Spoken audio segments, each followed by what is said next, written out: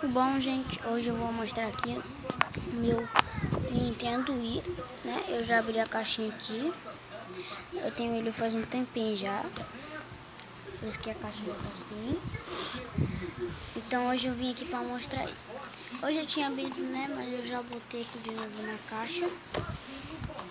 Ai, meu Deus. Quando eu tirar isso aqui eu volto. Bom, gente, ó, algumas coisas não vem no Nintendo Wii e outras foi meu tio que comprou. Tipo, isso aqui você bota no controle, foi meu tio que comprou. Isso aqui também, ó, você joga golfe, só pra ficar mais legalzinho. Aqui, ó, os fios, o controle. Ah, pera aí, rapidão, vou pegar uma lanterna. Bom, gente, aqui, ó, o controle está aqui.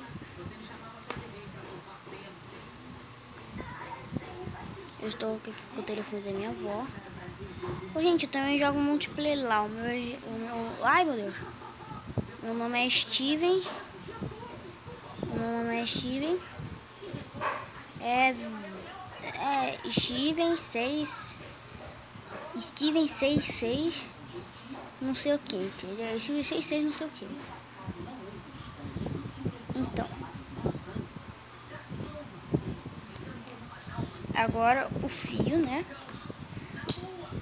Mais um fio. O Kinect.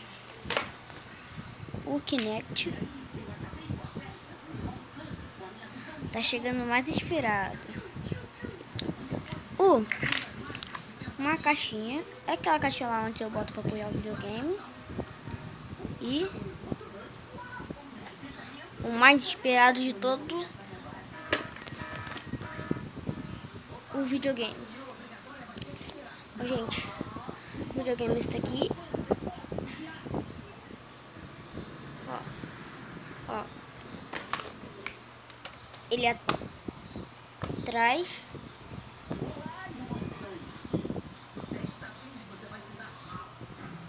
Ele atrás, como ele é, ó.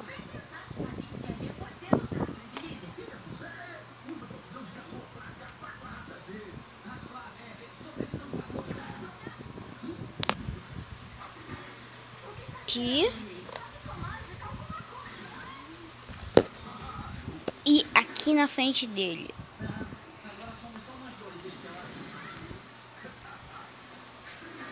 E aqui no lado dele. E depois tem aqui embaixo. Com um negocinho que abre, que eu descobri isso aqui agora.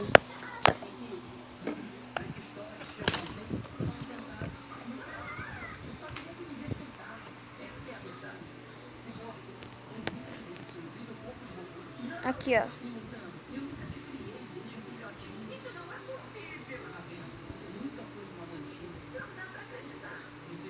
E aqui.